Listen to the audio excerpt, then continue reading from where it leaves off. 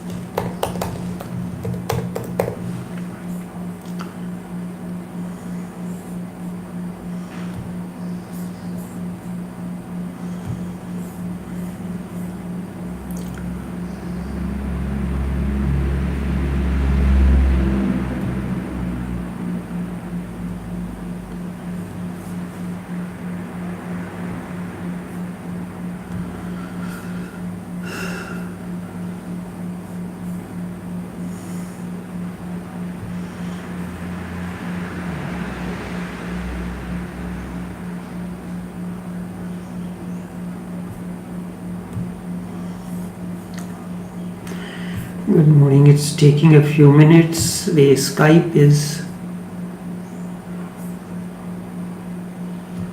I have to connect to Skype.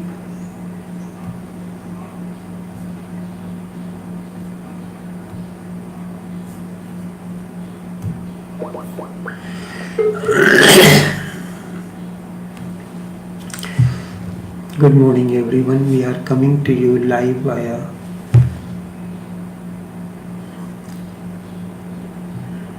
Facebook streaming, via YouTube streaming, and also via Skype online. Each one of you is welcome to this live streaming. Going within ladders, rungs of the inner ladder.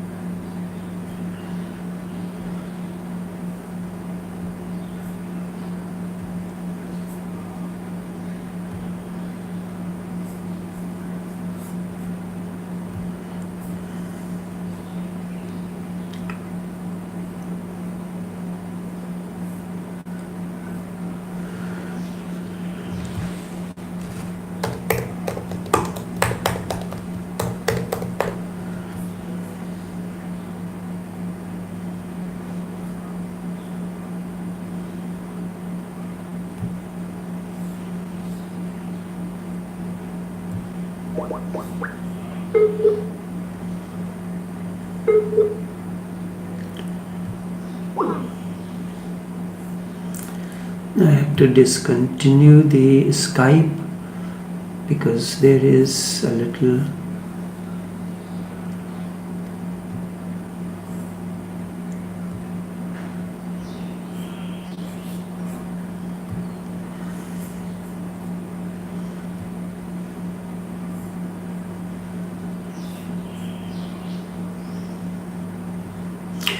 okay, we are having a problem in connecting through Skype.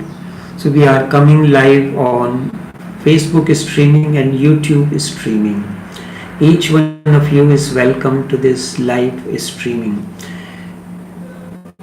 Going within rungs, 7 rungs of inner ladder. In the beginning, I had told you that there are 7 planes or 7 rungs of inner ladder. The 7th is transcendental, Zen, Tantra, Tao. They are on the 7th rung. 6th rung is the spiritual transcendental yoga. Up to 6 methods remain important. How remains important? Up to 6th, discipline remains important, rituals remain important, techniques remain important. Only when you reach to the 7th, these things are not needed. This is important to understand. There are 7 rungs of inner ladder. This is how the transformation takes place within. 7th is transcendental, Zen, Tantra, Tao comes in the 7th ladder.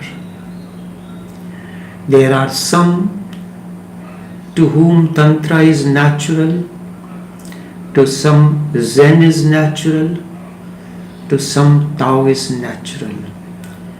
But we do not mix up these. You cannot do on your own.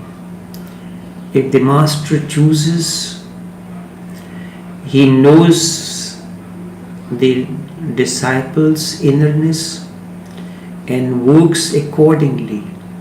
But you want master to work as you want him to work.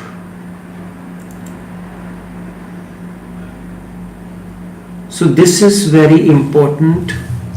The 6th is the spiritual transcendental yoga comes at this level. The hatha yoga, different kinds of yoga come at this level. Up to 6th, discipline remains important. You have to be disciplined. Rituals are important. Techniques are important. And these are necessary. Only when you reach to the 7th, nothing is needed. No technique, no tantra, nothing, no ritual is important. That's why the masters are not in rituals or in anything. They just continue doing things.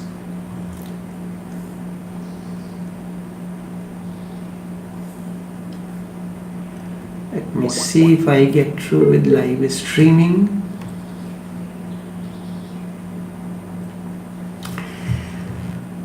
So, Buddha is addressing to different disciples. In a congregation, there are different disciples, unless it is one-to-one. So, each disciple is at a different level of rung of transformation. Now, if I give you something to taste, the item is the same which is being given to different people, but your taste buds are different. You will find it different. That is how when there are different disciples and they are sitting in front of the master, they get difference in the flow of energy according to their own innerness. Through Heart Sutra, Buddha is addressing directly to Sariputra. Sariputra is at the 7th rung. where no technique, no ritual, nothing is needed. Sariputta, when he was being addressed by Buddha, he was at the sixth center, that is spiritual transcendental center. He was one of the greatest disciples of Buddha. Sariputra is one of the chief disciples. He was almost knowledgeable. He was a great scholar and learned around Buddha. When he had come to Buddha, he had thousands of disciples. When he had come to Buddha for the first time, he has come with the intention to argue, to debate and defeat Buddha. He had come with 5,000 disciples to impress. And when he stood before Buddha, Buddha laughed and said to Sariputra, "You know much, but you do not know at all. Knowing is one thing. You know much, but you do not know at all." When he said that you know much, that means he has accumulated a lot of knowledge. And when a technical thing comes in, then he would fail to find the solution. These are the technicians. At the moment you can see many of Osho disciples, they are reading the Osho books and other masters. Without they read something, a passage or a technique, they start sharing it with the people. It is always said, in the process of transformation, unless your master tells you to go and teach, you do not do. Because when the energy reaches the throat center, the Vishuddha chakra, tremendous desire comes to share it with the people. You want to express it, you want to share it with the people. The problem comes in, this is a very delicate center. Unless it reaches to 1,000 petal, or the master tells you that you are transcending beyond the third eye, then the master says you can start. So that is why sometimes in the process of transformation, in the process of inner teaching, the master tells that you are given, when the authority is given or is bestowed upon according to the Sufi path, the master says, I have looked into his innerness. He should be given the permission to sit down with his family members. Only the family members, not others. To some, they can have a gathering. So this all depends upon the innerness. So the transformation happens when you are not using the accumulated knowledge. Knowledge is insight. When the movement you are addressing, you are speaking out of your insight, that's where transformation is possible. So seeing Sariputra coming to Buddha with 5,000 disciples, Buddha laughed. The purpose of Sariputra was to defeat Buddha in arguments and to impress upon that he has so many disciples. The number of the monks that has gathered around Buddha was much less. Buddha told Sariputra, you know much, but you do not know at all. means that you have accumulated knowledge and you are speaking out of accumulation, but you are empty. You have come to discuss, to debate, and to defeat me. But if you really want to discuss with me, you have to wait for 1 year. Sariputra said, 1 year, and for what? Buddha said, you have to learn to remain silent for 1 year. People come around, you tell them something, yes, I know it, I have done it, I have read it, and they want me to help them in their inner process. It cannot happen unless you are emptied. We are sitting in the studio, that's where the live streaming is taking place. There are bookshelves, there are different equipments, chairs. If you want to change the inner deco, you have to empty it first. If you want to change the color of the walls, then you have to do it. And after that, only then you will be able to change the inner deco to suit the color. And accordingly, there was an incident. A woman was of a very artistic nature. She was almost like a connoisseur. She had an ashtray that was the center, the soul of her deco, the room. It broke. She asked the artists to come and fix the ashtray. Everyone was coming and they were trying to do the ashtray, the color, paint, and according to the walls and inner deco. Each time when she comes in, she found that it is not matching. So ultimately a young artist came in. He said, I will do this, but until I am finished, nobody is allowed to come in. 1 month he stayed inside.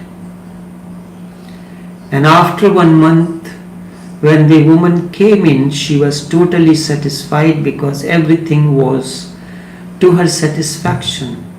So the older ones asked, he said, you were trying to adjust the inner according to the outer. What I did, I first fixed the ashtray. When the ashtray was fixed, I changed everything according to that. Transformation happens when the outer, your life is changed according to the inner. Not adjust the inner according to the outer life. You want to continue your outer life of ego, outer life of this and that, and you want to have inner transformation, that is not possible. So for that, inner emptiness is very important. That Buddha calls it as shunyata. Nagarjuna used another word, but both have the same meaning. Sariputra said 1 year, to stay around you for 1 year for what? Buddha said you have to remain silent for 1 year. That will be the price you have to pay. You have to remain silent for 1 year and then you can discuss with me, because what I am going to say to you will emerge out of your silence. You need a little experience of inner silence. You are so much full of knowledge, your head is heavy, and I feel compassion for you. You have been carrying such a load for many, many lives. You are not a Brahman in this life alone. You have been a learned, a Brahman for many, many lives. You have carried the Vedas, the scriptures. It has been your style, your way of life for many lives. But I see a possibility. You are knowledgeable, but yet the promise is there. You are knowledgeable, but your knowledge was not completely born out of your own. And this knowledge that you have gathered has not blocked your being completely. There are certain small openings, certain windows are there, and I can see that. I would like for 1 year you to remain here so I can clean those windows, and then there is a possibility out of our meeting and talking and being, you have to be here for 1 year. This was strange for Sariputra. He had been traveling all over the country, defeating people.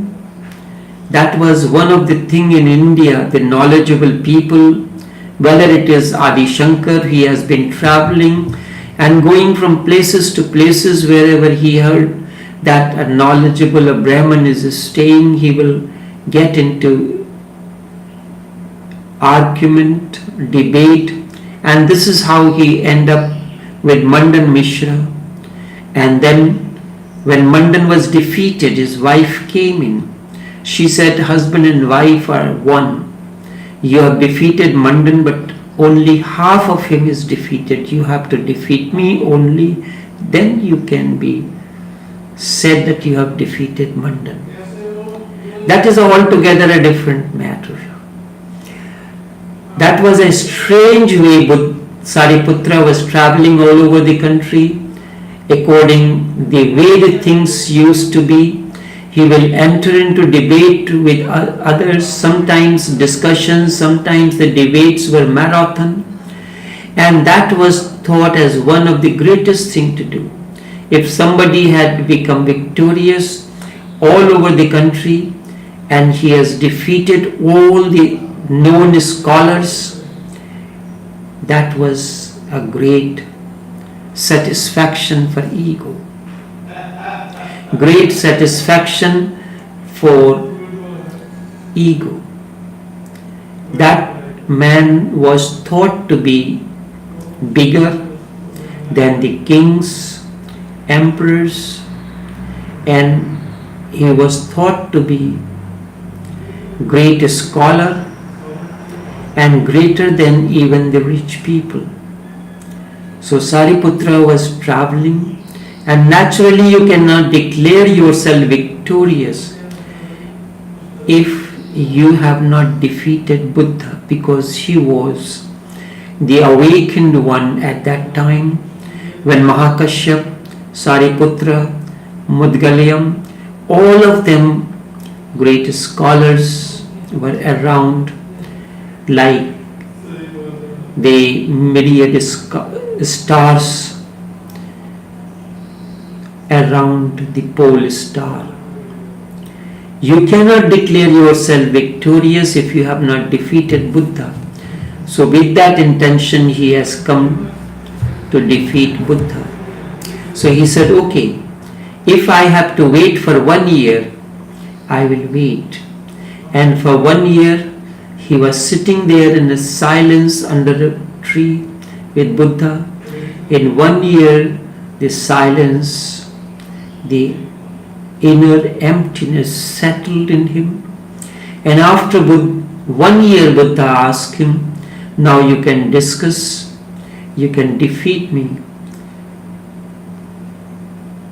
Sariputra said, I will be immensely happy to be defeated by you.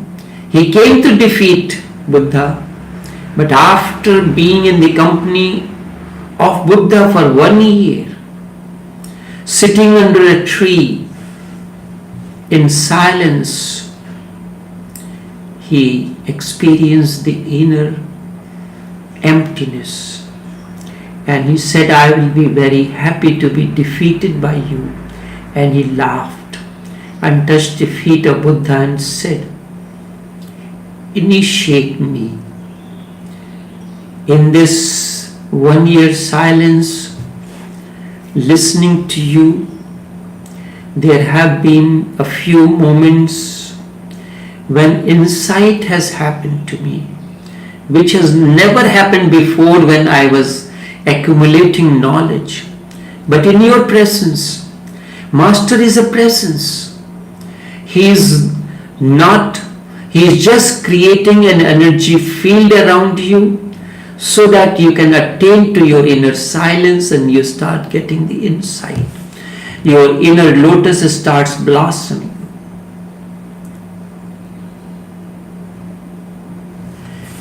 Sariputra continued, although I had come as an antagonist, I thought while I am here sitting for 1 year, why not listen to this man what he was saying, so I can collect my points to argue against you.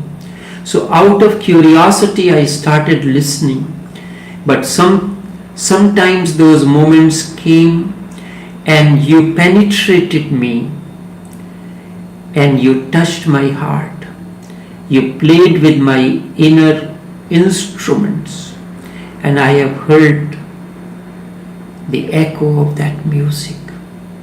You have defeated me without defeating me at all. This is what the Master does. You have defeated me without defeating me. Sariputra became Buddha's disciple, and his 5,000 disciples also became Buddha's disciple. Sariputra was one of the well-known scholars of those times. The sutras of the heart, Sutra Prijana Paramitra, Hridayam Sutra were addressed to him. The sutras of Heart Sutra, Prijana Paramit Hridayam Sutra were addressed by Buddha to Sariputra. He says, here, O Sariputra, form is emptiness, and the very emptiness is form. Here, O Sariputra, form is emptiness, and the very emptiness is form. Emptiness does not differ from form. Form does not differ from emptiness. Whatever is form, that is emptiness. Whatever is emptiness, that is form. The same is true of feelings, perceptions, impulses, and consciousness. What does Buddha mean by this, by the word here? He means the word here is addressing to his space. From the vision of my world, from the transcendental standpoint, the space where I exist and the innerness, entirety where I exist, here, O Sariputra, form is emptiness and the very emptiness is form. This is one of the most important assertions The whole Buddhist approach depends on this, that the manifest is unmanifest and unmanifest is manifest. That the form is nothing but the form of emptiness itself. Emptiness, it is the emptiness which assumes the form, a shape. Inside this seed, you will not see the tree, there is emptiness. If you break open the seed, you will see an empty space, nothing. Out of that emptiness emerges the entire tree. So that emptiness is the form that you see as tree.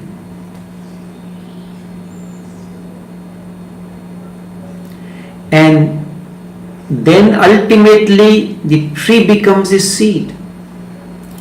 The form is nothing but the form of emptiness itself, and emptiness is also nothing but the form, the possibility of form.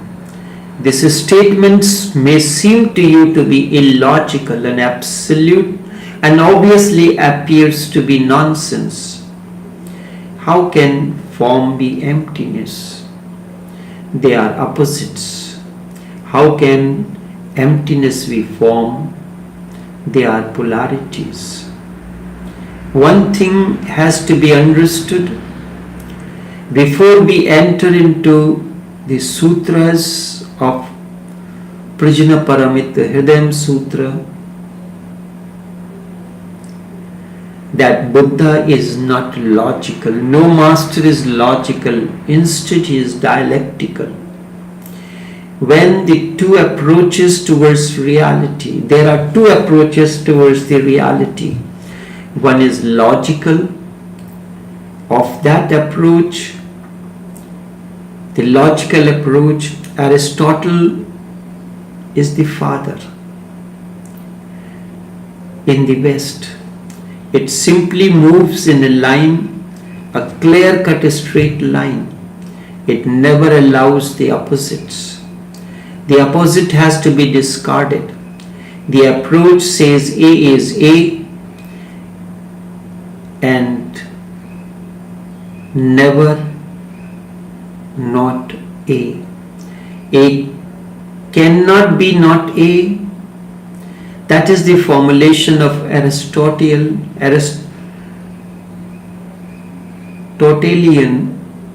logic, and it looks perfectly right, because we have been all brought up that logic in the schools, brought up to understand logic in schools, colleges, universities. The world is dominated by Aristotle. A is A and can never be not A. He is not saying that A cannot be B. He is saying A cannot be not A. The second approach is towards reality, towards existence, is dialectical. In the West, that approach is associated with mystics like Heraclitus, Hegel. The dialectical approach says life moves through polarities, through opposites. Just as river flows through two banks which are opposite to one another. River, what is a river? A space bound by two banks that create a bed, and whatsoever flows in the space bound by two opposite banks is river. This is dialectical. Just as a river flows through two banks which oppose one another, but those opposite banks keep the river flowing between them. This is existential. Electricity has two poles, the positive and the negative. If Aristotle's logic is of existence, then electricity is very, very illogical, but that is how it is. Then God himself is illogical because he produces new life out of the meeting of two opposites, man and a woman. When man and a woman, two opposite forces, merge into one another, a new life is created. Aristotle's logic is linear logic. Then homosexuality would have been the norm, heterosexuality would have been perversion, and man would love man, and woman would love woman. Then opposites cannot meet. Life begins only when opposites meet. It is out of the merging, meeting of the opposites that life begins. God is dialectical everywhere. Opposites are meeting. If in you, what is merging? The birth and the death. Everywhere opposites are meeting, day and night, summer and winter. Summer unfolds into winter. Winter unfolds into another season. The thorn and flower, they are meeting, they are on the same branch, getting their nourishment from the same thing. They come out of the same source. Man and woman, youth and old, beauty and ugliness, body and soul, world and God, all are opposites. They emerge from the same source. This is known as the symphony of opposites. The symphony of opposites. Opposites are not only meeting but creating a symphony. It is only the opposites that can create a symphony. Otherwise, the world would have been a monotonous. Life would become a boredom. Only this much for this morning until we meet again. Take care and do have a pleasant day.